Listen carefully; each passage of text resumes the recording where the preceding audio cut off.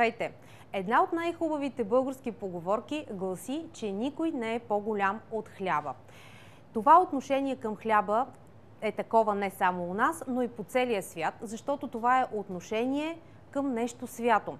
В хилядолетната човешка история хлябът е спасявал многократно човечеството от гладна смърт. Естествено, хляба не във вида, който ние днес го познаваме и какъвто го виждате тук пред мен. Надявам се, че ще мога да ви покажа и да ви опиша как се прави хляб. Естествено, не сама. Ние сме си избрали най-точния човек, а това е майстор Георги Левтеров, който е наш любезен домакин. Здравейте! Здравейте! И добро утро, а може би добър ден, защото знам, че за вас работният ден започва още в ранни зори. В един и половина през нощта. Не е ли малко раничко? Такава ни е професията. В такъв случай кога си лягате? Един праведен пекар по-късно от 8 часа никога не е буден. За да може да е свеж и с нови сили да започне замесването на хляб. Точно. Ще се опитаме в следващия един час да отговорим на въпроси, такива, които са елементарни и които ще помогнат на нашите зрители в домашни условия да се опитат по най-бързия начин да замесят хляб. Нали така? Да, точно така. И докато си говорим, аз даже ще започна да замесвам, тъй като основата днес ще ви покажа два вида хляб. Единият вид е само на ръжена закваска, 100% ръжен хляб, който е особен. Ето в момента изсипвам кваса, който е на 9 дена. Какво представлява кваса? Кваса означава в буквален смисъл на думата, идва от старославянската дума квасени. Това са наквасени или зърна, или брашно, т.е. смлени зърна, вода и търпени. Природата всичко друго го дава сама. Вие казахте на 9 дни, което означава, че той подновява ли се по някакъв начин през цялото това време? Да. Има си рецептури, има си технология за направата на закваска, но основата е тази. Започва се стартират с еднакво количество вода и брашно, остава се на топло, но непроветриво и тъмно място. И след определени часове, това са първите 24 часа, след това още 12 часа, след това още 24, кваса се храни. Какво храниме в кваса? Като в организмите, които за да ни вършат работа на нас пекарите, това са диви дрожди. Дивите дрожди, те са навсякъде.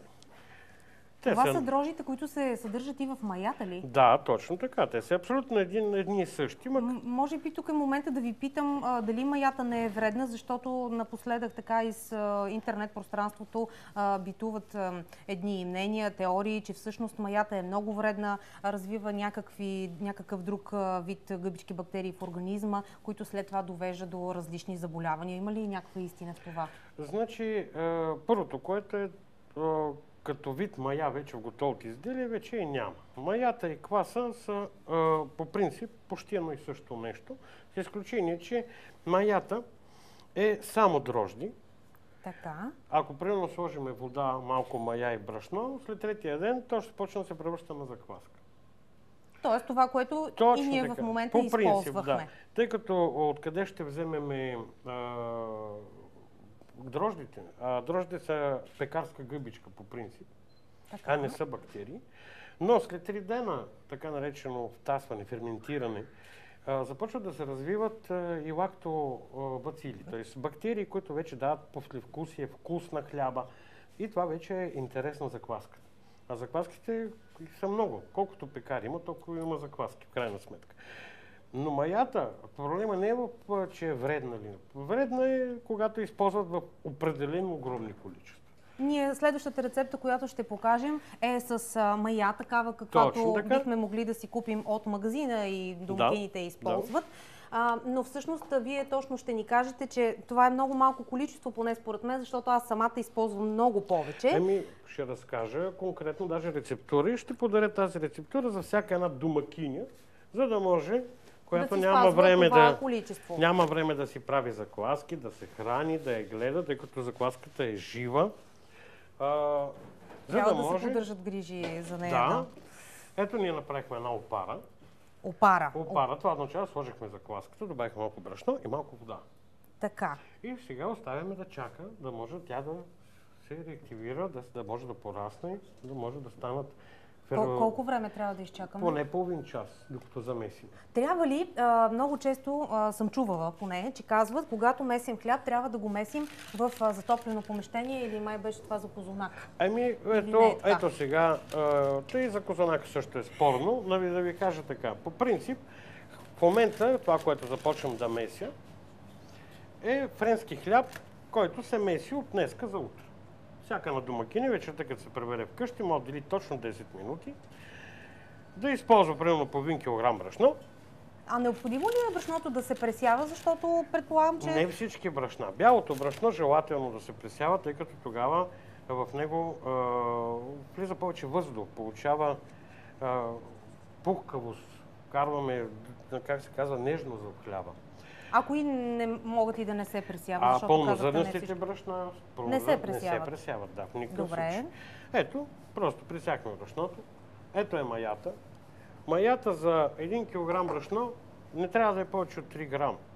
3 грама. Забележете, Което горе-долу е някаква една вътре. четвъртинка от купчето мая? Да, това там е. някъде. Да кажем за килограм брашно. За килограм брашно трябва да е 3%. 3%. Да. И горе-долу от килограм брашно колко хляба можем да направим? 4 хляба по половинка може да направите. Леле, аз пак съм допуснала грешка с маята. Да. Така че трябва количеството на маята да не го преувеличаваме, като си мислим, че по този начин ще набъбне много повече тестото и ще Няма да направим набъбне повече, въпросът хляб. е просто по-бързо. Знаете, че ето добавяме и мед, който е важно за френския хляб. За френския хляб, да. И добавяме накрая вода. Водата, когато месите във Франция, особено този вид тип, е студен. Като казвам студена вода, е студена. Виждате. И започваме едно такова бъркане. Като имаме преди, че аз не съм привикнал да бъркам, т.е. да меся такива малки количества. Да, при вас сигурно всичко наистина е в огромни обеми. Аз и моите ученици, които вече имат собствени пекарни, месят замеси на ръка от 20-25 кг. А вие по колко месите? Аз съм също 20-25 кг. Ние това го показахме миналата година на събора на пекарите, който беше в Пловдив с помощта на Занечийската гилдия.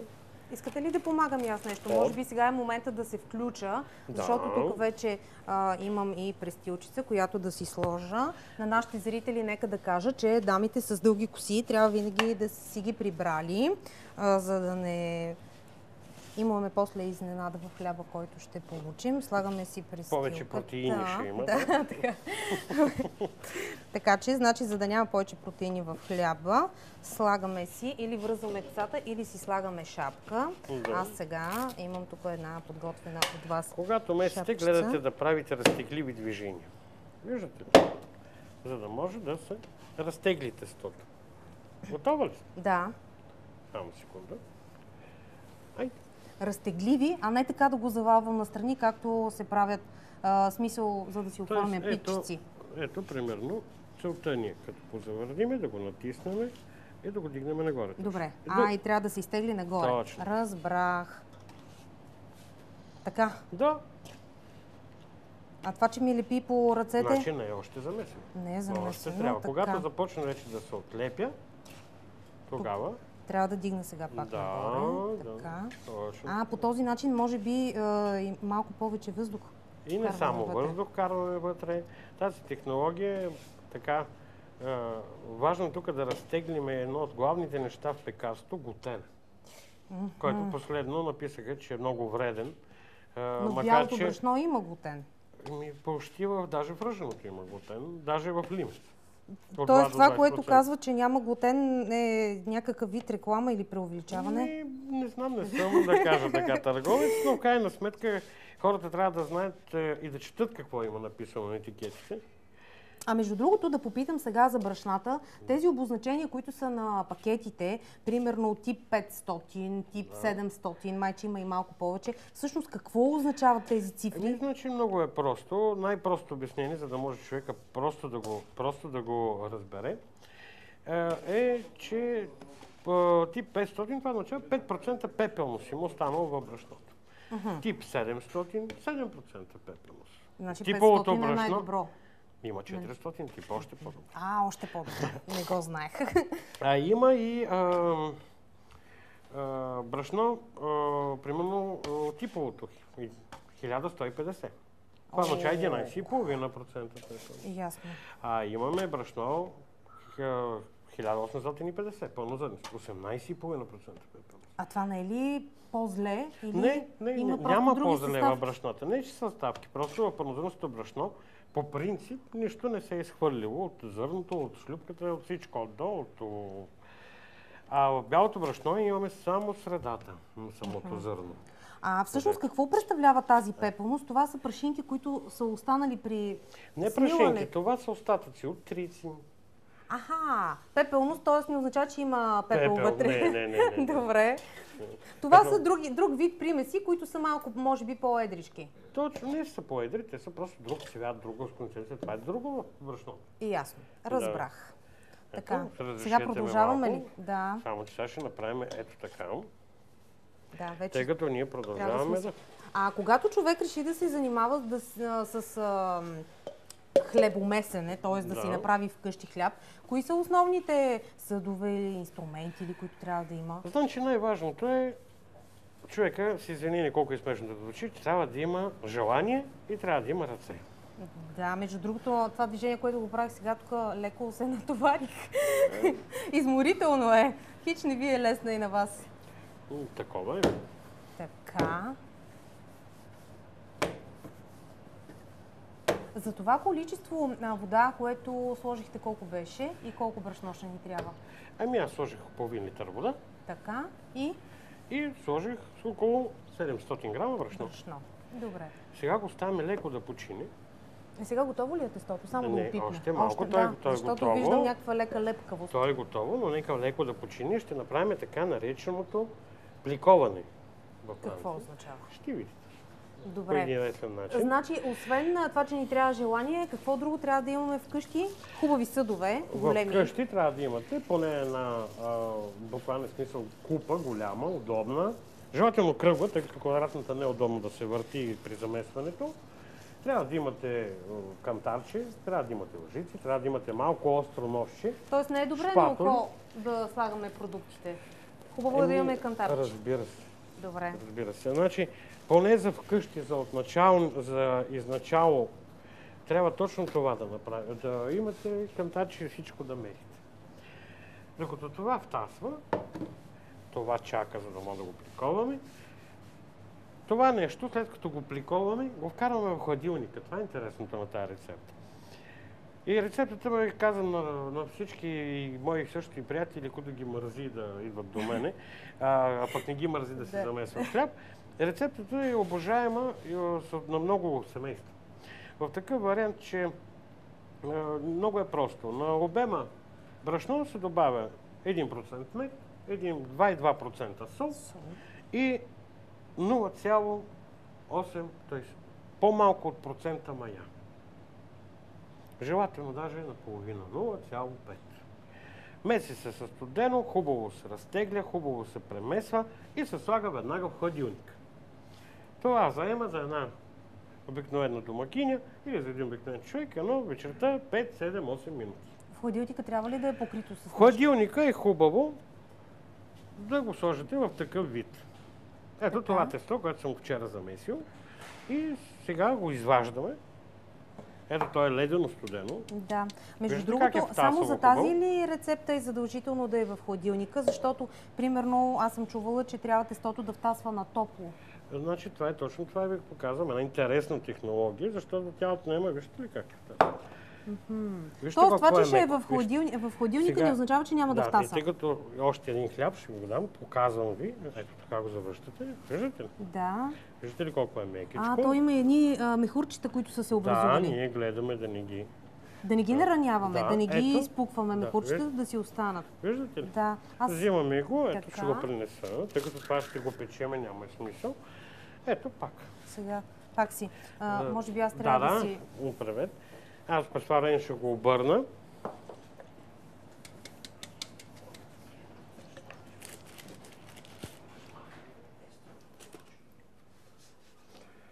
този хляб сега, предполагам, с толкова много мехурчета, би трябвало да стане много пухкав. Хубав, пухкав и най-важното вкусен хляб. Вкусен, естествено. А той има ли по-сладък вкус или си е типичния хляб? Типичен хляб. Не е по-сладникав от това, че сме сложили мед. Ето, видях, без да особено натискане го завърнете. Да, смело не се бойте. То въобще не ми залепва по ръцете. Да, разбира се. Така, сега от тази страна. Сега от тази страна също. Така. Лекичко да го залепя. От така. Чудесно. Сега така го обърнете. Добре. Виждате ли? Да кажем. Ето. Да, изключително меко. А това, че са се залепили тези повече като бучици хляб, няма проблем. Коричка. Това прави вкусна, хрупкава коричка. Супер. Ето. Този хляб френски можем ли да го правим с друг тип брашно? Или? Бяло. Трябва да е бяло, да. Макар, че аз такъв вид рецептура, още докато нямах пекарня, вкъщи хляба само си го правих постоянно. Цяло моето семейство никога не сме купували хляб. Аз съм го правил също и с различни видове други брашна, по същия начин, но примерно консистенция, примерно пълнозърнесто брашно 50%, 50% бяло.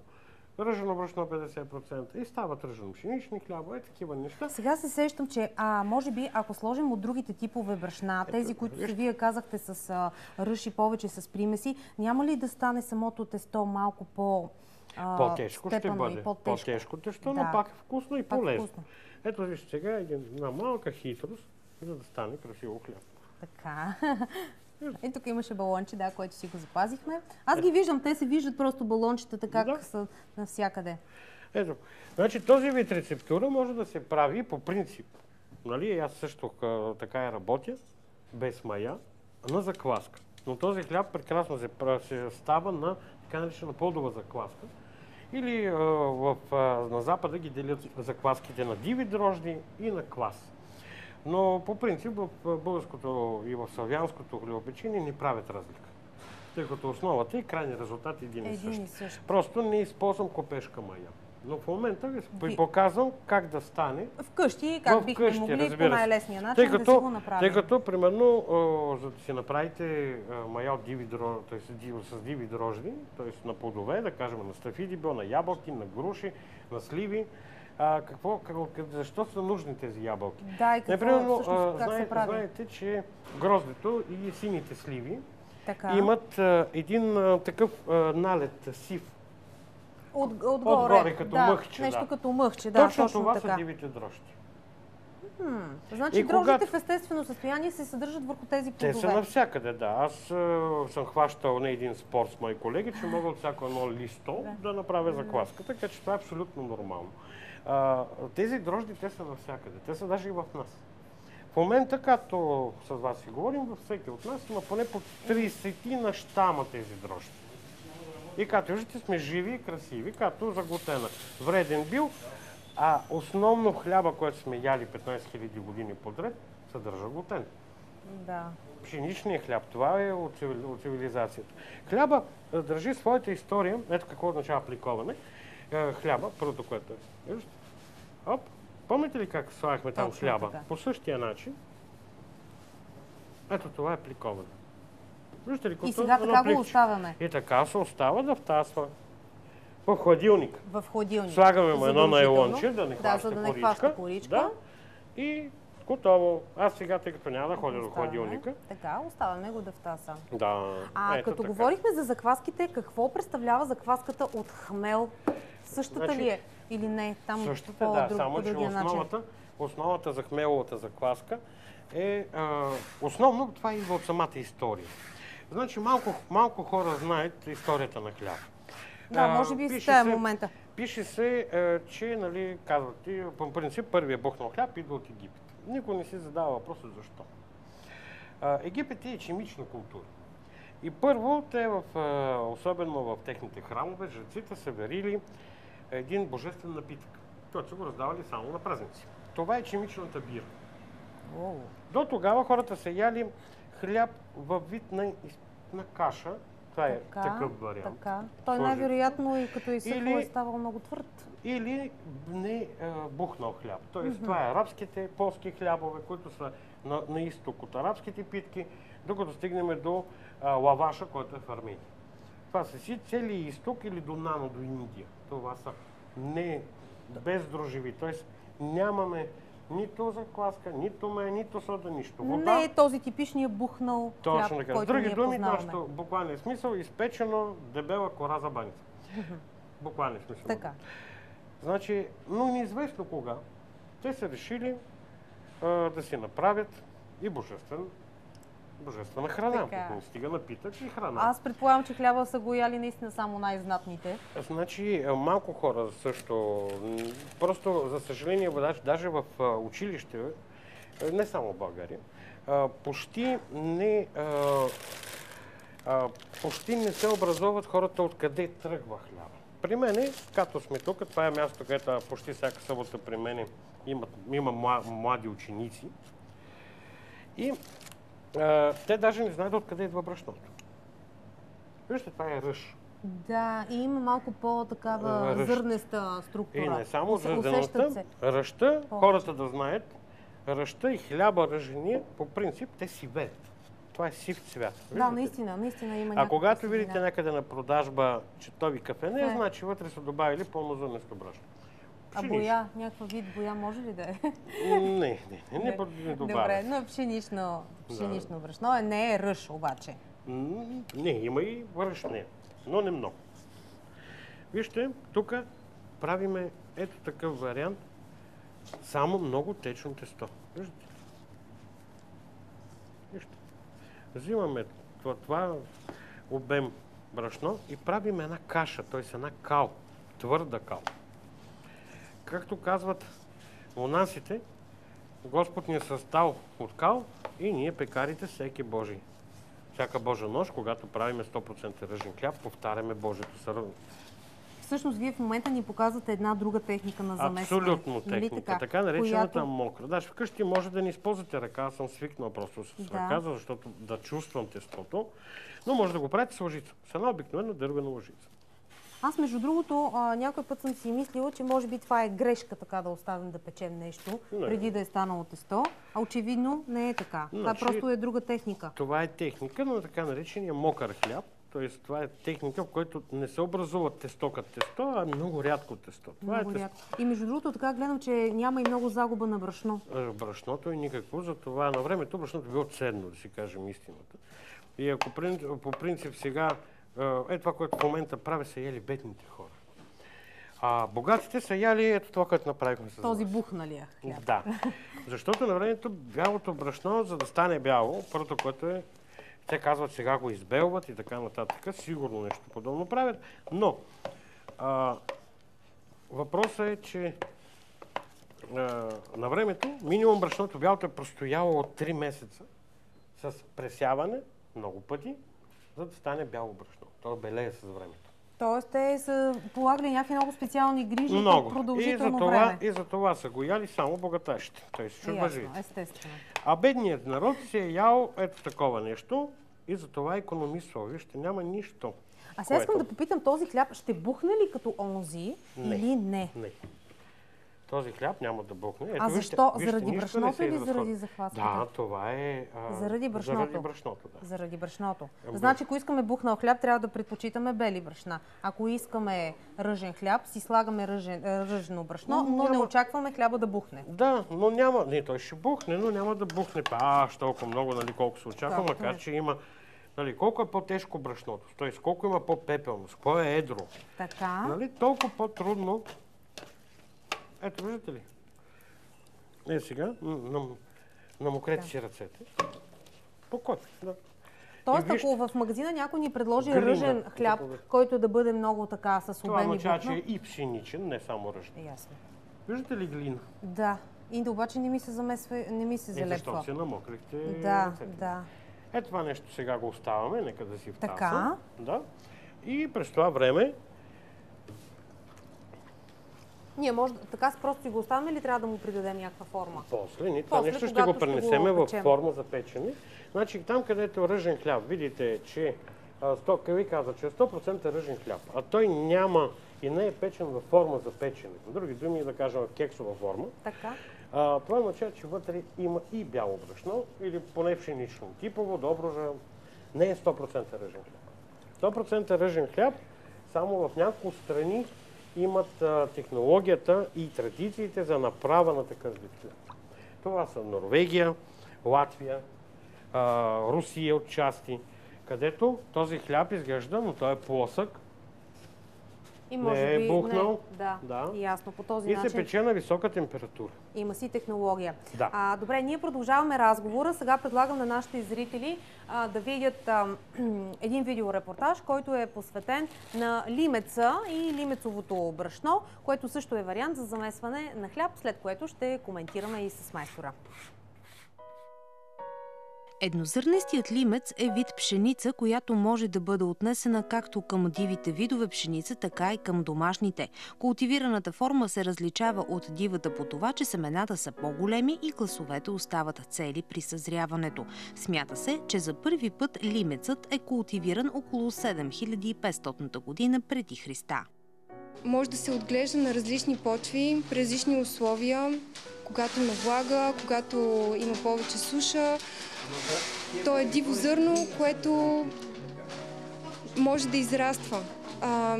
Няма нужда от торене, няма нужда от химикали, така че всъщност е много здравословно.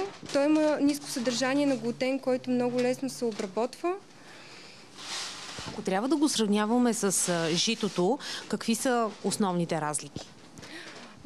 Дори външни може да кажем, че са разликите. Самото зрънце има по-дълбока резка при пшеничните, по-грубо е, когато го опитаме на вкус, по-трудно се дъвчи, докато лимецовото може да го ядеме дори и сухо. Той има много мек, леко сладникав вкус и може само с няколко часа накисване в хладка или леко топла вода да омекне и да бъде вече приятно за хранене. Може да го приемаме на гладно, може да го приемаме с плод, може да го добавяме към салата и така също се получава като основно ястие. Може, ако си помислим в колко много храни може да сложим ориз, също в подобни храни може да сложим лимец. Като основно ние се опитваме да подканим хората да пробват и суров, накиснат без варене, като вярваме, че е по-добре да се яде суров или варен, отколкото печен като хляб, който също е много хранителен. Просто самата термична обработка, която минава 180 градуса, доста вещества биват унищожени. Това, което хората биха могли да получат от лимеца, е изчистване на тялото и силно засищане, което трае доста дълго време. Глиадиновият протеин на лимеца не предизвиква алергични реакции у хора, страдащи от целиакия. Лимецът съдържа глутен, но е различен от повечето видове пшеница в това, че съдържа само 14 хромозоми, за разлика от 42 в съвременните видове пшеница. Може да бъде лекарство и това е едно от основните неща, които бихме искали да разпространим с тази дейност, даряването на лимеца, да може лимеца да достига до хора, които желаят да се хранят, да се лекуват, да си помогнат на енергийните тела, да може да са по-хармонични и да направят такъв хранителен режим. Група доброволци от цялата страна вече 5-та година организират кампанията Дар Лимец. Преди началото на житния режим на хранене тази година, тонове лимец поемат към хиляди хора у нас и в чужбина.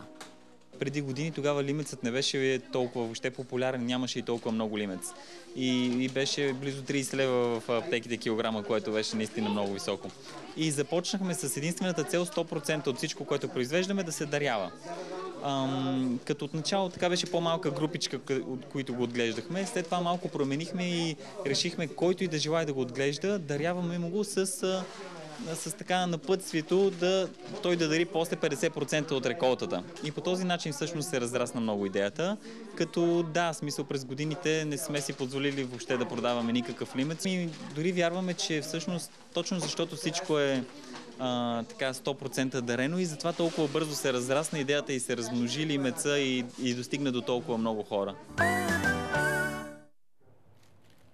Продължаваме. Ние сме вече в готовност след малко майстора да изпече този френски хляб. Преди това обаче да ви попитам вашия коментар за лимеца и качеството му, които той съдържа, като някаква алтернатива за приготвяне на хляб. По принцип, той не е алтернатива. С лимеца хляб се прави много отдавна. По принцип, ето, в Русия лимеца е полиба. В Германия динкел, макар че каза, че са различни видове семейства, но едно и също семейство. Спелта в Англия. Този вид продукт хората правят хляб с векове. Но по принцип, тъй като е много полезен, както и пълнозърнестия хляб, както и елдата, както и ръща, която също има много ценни качества, но не бива да се прикалява да се яде само. Ако кажете, полезно е само лимеца. Същата работа, като е полезно да се ядат банани. Дайте да ядем само банани. Не става. Значи хората трябва да имат право и да избират хляба също по кухнята. Значи не може да се обявиш на пълна диета и ядеш само лимец. Лимец е тежка храна. Той по-трудно се усвоява от организма и тогава другата храна трябва да ти е по-лека. Да ядеш салати. Ясно. Примерно, белия хляб разрешава да яде тежки храни. Между другото, има ли етикет на хляба и има ли различни видове хляб, които трябва да се комбинират с определените ястия? Има задължително. Примерно да ви кажем, така, че примерно 100% ръжените хлябове най-добре се комбинират с риба. Може би заради... Хляба е тежък, както и лимеца, пък рибата вече риба е лек. Ето, примерно, взимаме с какво може да се комбинира боба. Нашия велик български боб. Аз специално го ям без хляб. Правилно също. Тъй като боба е тежък продукт за нашия организъм. Ние трудно го усвояваме. А българина какво прави? Взима един хляб с лимец, една голяма чиния боб и казва, аз съм на диета, нямам месо. Не става. Ясно. Трябва много добре да комбинираме хляба с съответното ястие, което имаме. Ето вчерашното тесто, което ние заедно направихме вече на хляб, ще му направим едни риски, които са важни, освен за това, че да има и красив вид хляба. Да изглежда много добре. Отделно то успява да отвори хляба и да го пропече по-бързо и по-хубаво. Т.е. не е само заради красотата. С върха на ножа, трябва да си имате остро ножче вкъщи. Имате, виждате ли, нежничко. Това е много. И после на кръст. Но няма значение как, нали? Ние виждаме. Сега ето, виждате ли? Не може третото аз да пробвам. Да, разбира се. Както ви, ако искате, като батон. Добре. Да. Така. Значи наистина нощчето е много важно. Така ли да го оставим само? Както душа ви изиска. Добре, да го направя малко по-шаренко. Нощчето наистина трябва да е много важно, защото виждаме, че то разкъсва само повърхността и всъщност тестото, което е вътре и е много свежо, леко се надига навън. Значи, този вид хляб се пече на температура 240-250 градуса. Вкъщи можем ли да го изпечем? Разбира се, домашните фурни и печки са до 260 градуса стандартно, но по принцип реално 250 спокойно поддържат. Но, за да печете на този вид температура, хляба не бива да е по-голям от 500 грама. Колко е по-голям хляба, толкова по-температурата пада надолу. Ясно.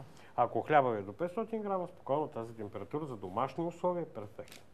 Можем ли да си ги сложим в 3 отделни съдинки и да си го печем заедно на тази температура или пак не е добре? Примерно, моята ученичка в София, тя даже пече хляба в саксии. В саксии? Да, имаме такъв модел хляб. Аз също правя... Керамични някакви модели? Керамични, от саксии, от глинини. Да, и те стават кръгички хлебчета. Да, пък аз пека от време на време, си правя това удоволствие, пека хляб на керамида. Прочетах аз, че може би трябва някаква каменна плоча или вашия желателно вариант. Да. Но вкъщи също керамидата върши прекрасна работа. Да кажем малко повече за фурната и за градусите. Слагаме го в предварително загрята фурна на максимума 250 градуса. 240. Така, след което така се пече през цялото време или трябва да намаляме градусите? Хубаво е, значи по принцип първите 15 минути се пече на тази температура, след това още 25 до 30 минути да печеме на 210-220 градуса. Добре. Така. Тоест Като леко падане. Имитираме какво с това нещо. На времето хората са нямали електрически входи. Да. Бабата какво е правила? Разтопила е фурната, хвърлила е дърва, фурната е горяла, нагорещявала се, след това тя е изхвърлила, става на жар, тя разпределя по цялото дъно, затваря, леко поизстива жар, тя изхвърля зърта, измита, пробва дали фурната е правилно с малко брашното повърне. Ако е добре, брашното не изгаря бързо, слага хляба. Но какво става с фурната? Когато тя сложи хляба, фурната, да кажем, е била на 230-240. Докато се пече хляба, температурата постоянно пада. Няма какво да е топли. И затова ние имитираме в електрическата печка точно това. Първите 10 минути, 15 на по-висока температура и после намаляме. Да. Така, значи общо време горе-долу за печенето е между 45 минути. 45 минути, горе-долу, като първите 15 на максимум на фурната, максималната степен, след това намаляме до 210. Точно. Така, трябва ли да отваряме и да затваряме, да го проверяваме? Не е желателно да се отваря, за да може парата, която изпуска, тъй като какво прави хляба? Значи много хора си мислят, че хляба се пече. Да, факт е, печем. Така е, знаеме народа. Но какво става вътре в хляба? Хляба отначало хваща една коричка. Хляба реално се вари. Вътре, като хване коричката... Колко градуса се развива вътре в сърцевината на хляба? В сърцевината на хляба се развива до 95-90 градуса температура в най-дълбоката му част. Ето тук си мисля, че може би тази мая, самите дрожди дори не се ли унищожават при тази температура? Тук чувам наляво надясно, че ето точно това. Маи, живи хлябове и така нататък. Като излезе хляба от фурната, той е мъртв. Вече. Да. След това означава, че печене. малките дрожди, тези, които ни дават право да печеме, да ни поведем бухнова, те са се разградили на микроелементи и други, които са полезни пък за нас. Така и в закваската, така и в хляба. Няма полезен, неполезен хляб. Има различни вкусове, послевкусия и, разбира се, традиции. Грешно е да направиш 100% ръжен хляб на мая. Не може. Затова, по принцип, историята на маята е малко хора също я знаят. Първата мая в света се появява 1873 година. До Париж. Да, със смисъл сравнително скоро на фона на това, от кога хората започнали да правят хляб. Точно така. А се появява защо? Защото в Париж дават един закон, в който пекарните нямат право да отварят по-рано и да почнат работа по-рано от 4 сутринта. И какво да правят хлебарите? Очевидно намерили. И двама брати Люсафър, те в момента държат 30 и нещо % от пазара на този вид индустрия. Те правят така наречения първата култивирана мая, която представлява пресована плодова закваска. Ясно. На ябълки. С други думи, тяхната основа. Оттам нататък, разбира се, идва до големите. Но в момента проблема не е в това, в мая или не. Маята не е вредна. Вредна е тейния обем. Също както е закваската. Ако вие закваската прикиселите, а какво става при киселите закваската? Изтървали сте. В нея се образуват много гнилостни бактерии, които, когато умират, изпускат оцетна киселина. Между другото, може би трябва по самата миризма на закваската също можем да се ориентираме. Можем ли да се ориентираме? Също, да. И на вкус. Да. Не бива да е прекалено кисел. Тъй като прекалено кисел хляб е също много вредно за организма. Ясно. В нашия стомах все пак има киселини, дайте му добавим още. Още и когато смеси става много неприятно. Да, става. И ако е постоянно, но нещо е... Значи, друго нещо е, че в България имаме малко загубена традиция по хляба. Да, аз си мисля, че българите ядат винаги един и същи хляб. Не, че един и същ, но традицията в България не е следващата. За българина хляба е салфетка на масата в момента. Тоест на посредата на масата кебабчета, салатата, ракията, а хляба е нарязан, е там отстрани, жено дай 2 кофили леп и готово. Наистина. Друго е на времето. На времето хляба е централно блюдо на масата. То е най-важното блюдо. Да, доколкото знам, хлябовете тогава са се замествали в големи количества. Жената, доколкото знам, винаги е била с чисти дрехи дори. То си е било ритуал. Да. И не само, това е труден ритуал. Да кажем така, човек се появява в живота си с хляба и се заминава с хляба. Когато се роди едно наше бебе, ние какво правим? Търчиме, правим питка и раздаваме на всички, се радваме. А когато умираме, не е ли същото? Да. Хляба ни навсякъде целия живот, а ние в момента си мислиме, че кебабчета ракет са по-важни от най-важното, което имам, от хляба. И затова не се интересуваме от видовете хляб. Нещо чули, нещо недочели там някъде. Това полезно, това не полезно. А вярно ли е, че от хляба може че се дебелее и той не трябва да се прекалява с него? Значи по принцип не е вярно. Да. И това не е вярно, тъй като основно знаете ли от какво дебелете? Казват, бял хляб не трябва да ядете, значи дебелее се от него, ликипов там и така нататък. Дебелее се тогава, когато буквален смисъл си изтопиш цялото олио от салат. С хляб. С хляб. Да, с половин филийка хляб. Гарантирано се дебелее. Да, ясно. Да. Въпросът по хляба е за това, че аз даже се радвам, че в последно време в България се отварят много малки такива пекарни, както и моите. Хората започват да се връщат за нишинското пекарство, което е било установено времето на стария строй в България. В момента някакви шансове имаме. И тук няма някой по-велик, по-невелик. Всеки от нас е добър и хубав пекар. И няма лош хляб. Всеки човек всеки майстор прави свои си и има си наистина, дано благодарение на вас и на вашите колеги да се възвърне това отношение, тази почет и уважение, която би трябвало да имаме към хляба. Предлагам сега, ако искате, това вече да го занесете към фурната. Отивам да го слагам, добре. Защото чакаме с нетърпение после да усетим и аромата на вкусен френски хляб.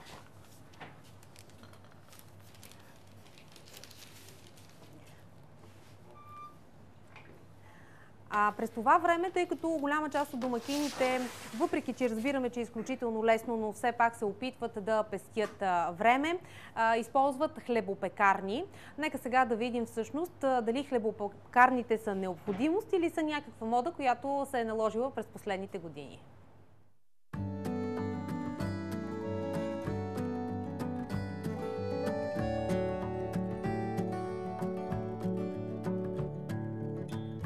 Решихме да купим с мъжа ми хлебопекарна, след като детето се роди.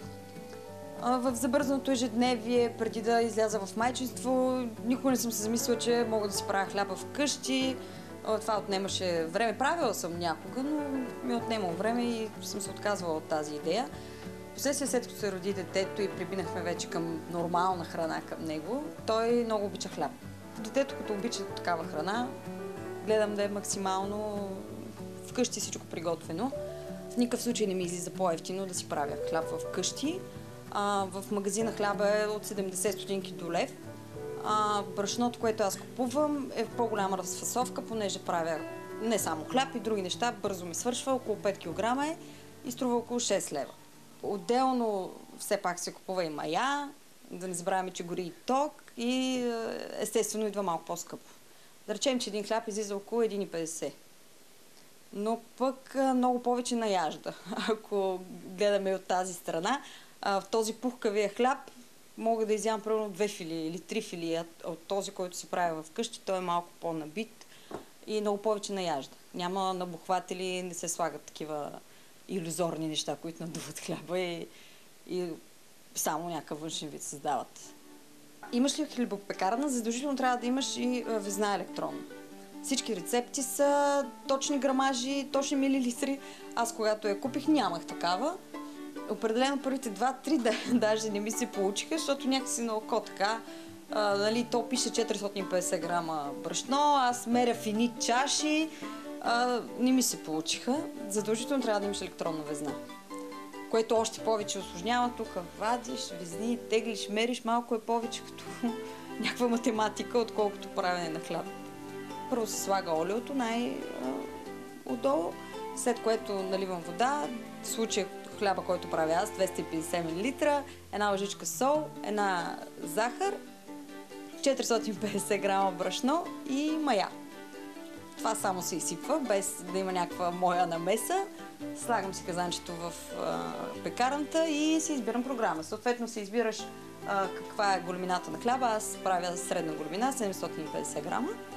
Избираш си колко да е изпечен, моя е средно препечен и просто натискаш старт. Нетрадиционни рецепти съм правила само с сушени домати и не ми хареса вкуса, но иначе слагам семки, чубрици, слагам маслини, понякога го правя с зехтин вместо с олио, но рецепти има най-различни. Въпрос на вкус и да се замислиш, да експериментираш. Аз съм избрала да си правя хляб, защото около вкъщи няма пекарна. Ако имаше пекарна, може би щях да си купувам от човек все пак, който разбира. Предполагам, че в пекарните го правят с квас, което си е наистина оригиналната рецепта за хляб, не с изкуствените мая, колкото и да е пречистена, все пак е изкуствена. Бих си избрала да си купувам от пекарна, тъй като нямам тази възможност, си правя вкъщи. С хлебопекарната си, да речем, че искаш да си много добра домакиня, но нямаш време да бъдеш и хлебопекарната ти помага. Естествено, в този хляб го няма духа на човека, това, което ти можеш да предадеш на хляба, докато го месиш, защото аз съм сигурна и знам, че в храната, която приготвяме, отива части от нашата енергия. Тук отива електроенергия, не е такава емоция някаква. Понякога се е случвало и да замеси. Просто ми се иска, защото е по-различен вкуса.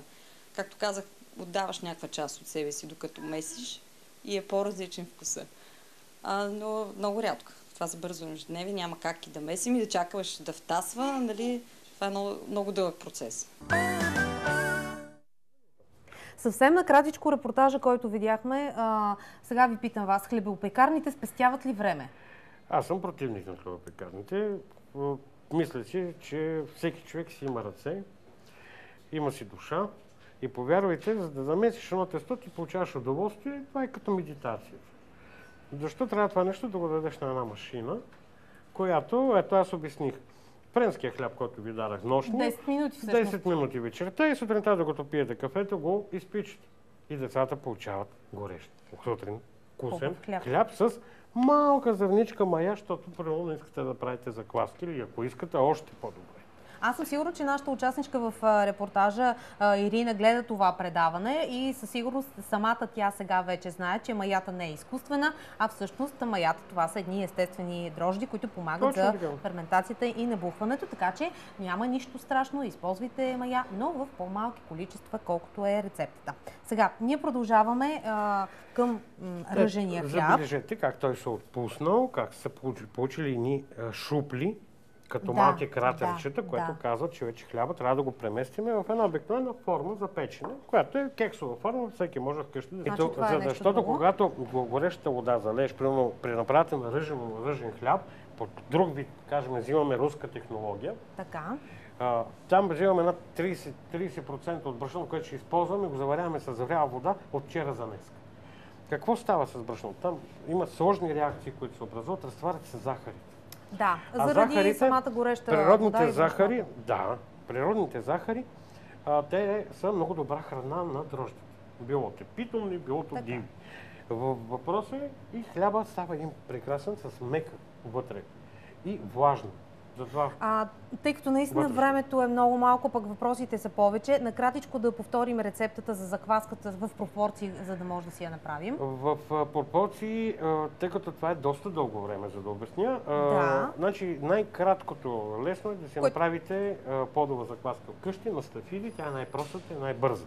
Взимате 100 грама стафиди, 100 грама вода, оставате на топло място, просто водата и стафидите вътре накиснати, на сутринта или за 24 часа изхвърляте стафидите или ги използвате за друго, добавяте 100 грама брашно, колкото сте сложили вода, правите го на рядка каша, 24 часа то стои, то се надига вече, имайте го напредит. След това пак се храни, добавяте 50 грама вода, 50 грама брашно. Равни количества брашно и вода. Точно така. Докато вие ще видите, че то ще се надигне в 3 пъти от размера си, който е бил изначално. И вече сте готови за месите. Така. И доколкото знам, след това трябва, за да ни остане част от тази закваска, може да използваме само половината, а другото количество да продължим да го храним, за да не почваме цялата процедура от начало. Така е най-добре и най-мързеливо. Разкажете ли някоя интересна история за хляба? Хляба е спасявал многократно човечеството. Една от любимите ми истории, това е за личния пекар Иван Филипов, се е казвал. Личният пекар на Александър I, императора на Руската империя, който една вечер, към 10 на вечерта, извикват го в двореца, будят го, бегом. Какво намерил велики император Александър на гърба на коричката на долната на хляба? Намерил една препържена хлебарка. Вика, Иване, какво е това? И той вика, това е ваше височество, това е стафитка. Иване, утре да ми донесеш хляб с стафитка. Мислил цяла нощ и така организирал един от най-хубавите руски хлябове, който е генералски, се казва на руски, който е хляб, 100% ръжен хляб с тафиди. С тафиди. Наистина, като за император. В смисъл императорски хляб. Една обикновена история. Има иначе други истории, примерно за лечебни хлябове. Рецепта за хляба батино, френска, това е Южна Франция, манастири, идва от абат, който този хляб, в него се добавят мед, мляко, но най-важно това е пълнозърнен хляб с кайсийни ядки. В кайсийните ядки има много голяма част витамини B12. Да, наистина, също съм И са го използвали, като освен вътре в хляба, и коричката също е направена от трици, шлюпки и настъргани, разломени такива кайсийни ядки. Това нещо се използва за лекуване на простуда в уния времена. И, разбира се, поради тази причина точно този хляб е изключително хранителен. И не само, вкусен е, ние го правим в нашите пекарни, може би един път, два пъти в седмицата. Хората го харесват, макар че за българина е малко така. Може би по-нетипичен като вкус. А всъщност българина какъв хляб предпочита, ако все пак говорим за хора, които са развили някакъв вкус? Значи, моите последни клиенти дадат всякакъв вид хляб. Но стандартни повечето хляба в България българинът си натиска на белия хляб. Да. Сега постепенно почна на мода и вече почват да записват, да питат пълнозърне с лимец. Почти влиза от тази година и 100% ръжените хлябове. А там това са голямо богатство. И много голямо ръжени хляб е доста голям. Примерно, ако имате, да кажем, една хубава настинка и буквално смисъл ви тече носа, просто печете до въглен една филийка ръжен, 100% ръжен хляб, помиришете, след няма и 2 минутки, но са ви абсолютно. Тоест хляба може да бъде и лекарство в буквалния смисъл, което да действа дори бързо. Разбира. Сега нещо друго много и важно. И маска за кръвта може да си направят. С хляб, с ръжен хляб. Има и с ръжен, а най-добре с бял хляб и мляко. Тя най-вероятно избелва кожата. В Древния Рим точно това се и прави. Така са си. А в България древните траки са добавили в също това нещо, само че от пълнозърнен хляб, тъй като белия хляб е бил рядко за тогашното време, са добавили малко и грамка розово масло. Да, типично нашенско. Точно. Когато имаме хляб готов, купили сме си го или сме го направили вкъщи, като това е оптималната цел, как да го съхраняваме така, че той по-дълго време да запази качествата си? Все пак трябва ли да е на студено, на топло, затворен в различни видове кутии или? Значи аз вкъщи съхранявам и така и казвам на хората, взимаме традициите на времето. Старите къщи в България си имали хлебни шкафове. Да. Затворени, сухи. Тук един път в седмицата там е слагано едно парче сурова ябълка, подрязано. Може би са миризмите нещо. И не само, да. Дед викат, те са смятали по-хубаво се развали ябълката, отколкото хляба. Но най-важното, никакви найлони. Нямало е найлон. Нито пластмасови кутии, примерно. Нямало е този вариант. Да. Един обикновен шкаф, един месал, достатъчно. хартия, т.е. природно. Но не може да сложим хляба в найлона, който е навсякъде в момента, за колко да е трагично. Един хляб колко време може да запази качествата си? Значи хляба, който е направен правилно, по бавната технология, не по бързата, той може да трае и месеци, и 2, и 3. Да, той няма да изгуби качеството си като хранителен продукт. Знаете ли защо Александър Македонски стига в Афганистан и се връща обратно? Защото с хляба, вероятно. Неговите войници са направили бунт, тъй като хляба им е хванал червена муха. На 4-тия месец от началото на похода. В момента, ако нашата армия доблестна пуснем с хляба, който се продава в магазините, мисля, че ще се върнат след 24 часа. Наистина, вие, ако искате, в този момент може и този хляб, ако е готов естествено или не е много втасал, да го сложим да се пече. През това време аз искам просто съвсем накратичко да прочета една рецепта на наша зрителка, която ни приготви ето тези бомбони, които са направени от брашно от Рошков.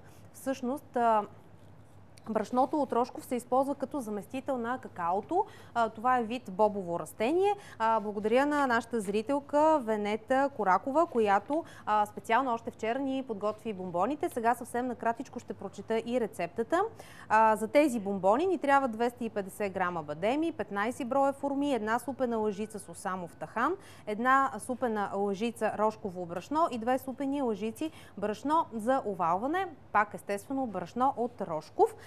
Като всичко се смила, смесват се съставките, горе-долу тези продукти са необходими за 30 броя бомбони и тези бомбони не се пекат, те са готови след известно време за консумация и ни е написала нашата зрителка, че те са източник на магнезий, желязо и калций, т.е. това са едни полезни бомбони с брашно от Рошков.